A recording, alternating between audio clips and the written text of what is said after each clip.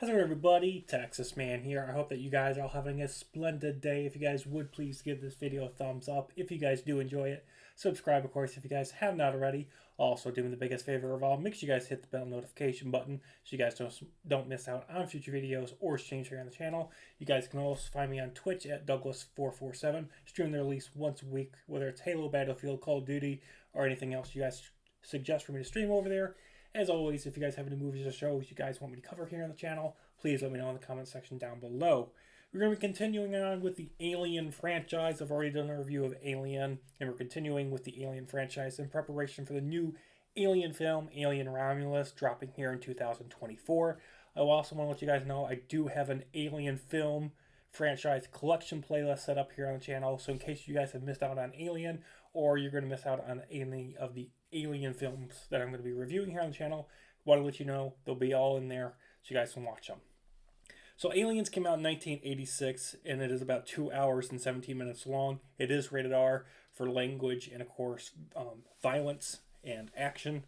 And this film brings back the cast, of course, Sigourney Weaver's character of Eleanor Ripley, and introduces a bunch of other ones, including Bill Paxton as Private Hudson and Lance H. as Bishop. Everybody in this film, in this awesome sequel of a movie, gives a 10 out of 10 performance. Everybody is fantastic in their roles. The film is by far the best proper sequel to the original Alien film, doing a great job of blending both the horror and the mystery elements of the past movie with battle-hardened marine-like action sequences against a gigantic alien horde of monsters. Having several decades, I believe it's like 50, 60 years between the events of the first film and this movie, having several decades in between both of those films allows for this film to have a lot of new mystery moments, and it also allows for things like games and perhaps even a show or a movie like Alien Romulus to take place in that timeline. Obviously, we had Alien Isolation focusing on Ripley's daughter of Amanda, and of course we're going to be getting Alien Romulus, for example, so those will be filling in those types of timeline gaps, which is kind of cool. There's just so much unknown stuff, and it's kind of cool to see some things being answered and explored in this franchise. Ripley has also more of a character arc this film. Like in the first one, she really was relegated to being just, a normal everyday kind of second in command of a ship person. And that was fine for that film. It worked for that movie. So how do you make her character more interesting in a sequel? Well, you have to give her a more fleshed out character. You have to flesh her out. And this film does a great job of that. Because it's been 50, 60 years since the events of the first film, while she's been in cryosleep, all of her friends and all of her family are gone. When she wakes up from cryosleep and she gets that gigantic realization that everybody that she knew on Earth, like her daughter, they're dead. So she has nobody, she has no connections whatsoever to anybody when she gets back to Earth. And then, so that's the first part of her character arc. The second part is that she ends up going with the Marines back to the alien home planet because they built an outpost because the company is just stupid. And she meets this young girl, and so she goes into mother mode. Ripley goes into mother mode and has to try to protect that lone survivor girl from the aliens on the planet. And then her character arc ends with Ripley going into basically an alien eliminator in the final act. And what's great is that the whole time you're watching this film, Ripley isn't treated as a girl boss. She's not treated as a Mary Sue. Even though Ripley has all of this past experience and she has all this past knowledge because of the events of the first Alien film and the threat that it poses to humanity and the universe as a whole, the film gives her and her Marine allies new dangers, new threats, new circumstances that they all have to overcome and think their way out of. They can't just shoot everything. That doesn't work, even though they're you know, they've got guns and flamethrowers and grenade launchers, and, you know, they got the Marine Force with them. They have to use their brains. That's the only way for you to be able to overcome this alien organism.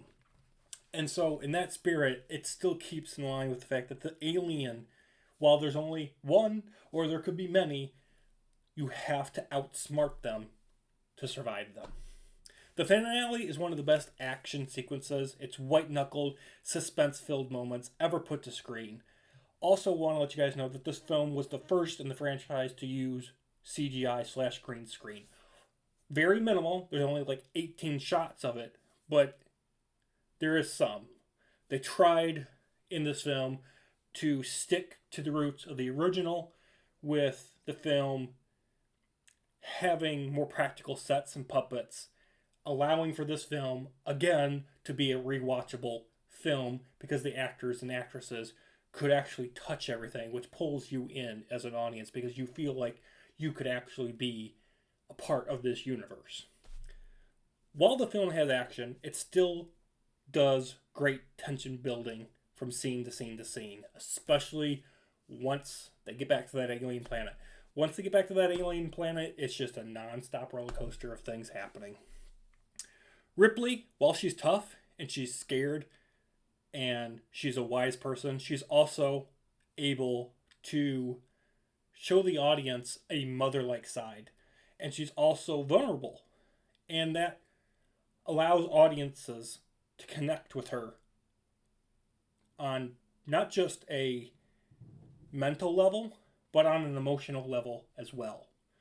The movie overall, I think, just took everything that was satisfying and everything that worked really well in the first Alien film and improved on it.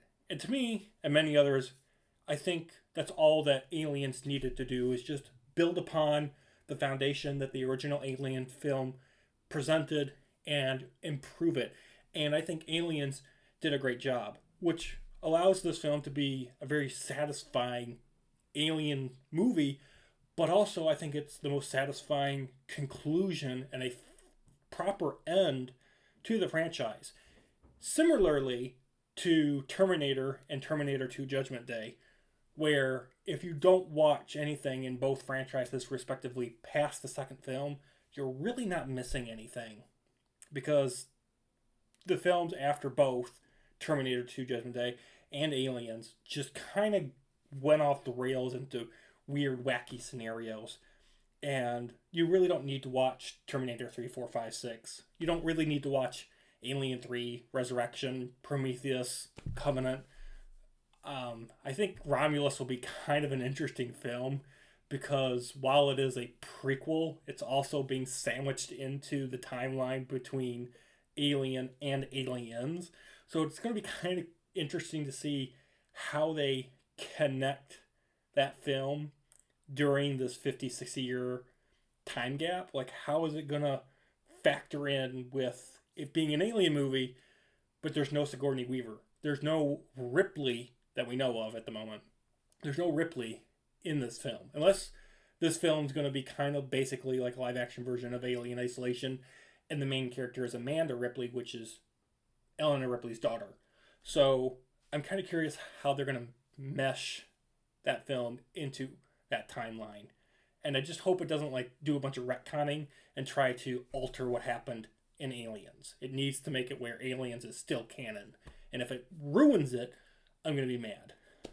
But Aliens from 1986 is going to get a smashing 10 out of 10. It's an excellent movie. I highly encourage you guys to watch it if you haven't. Like I said, it's got horror, it's got aliens, it's got mystery, thriller moments, and plenty of action that you'll find something that you can enjoy. Thank you for watching. Have an excellent day, and I will see you guys all next video or stream.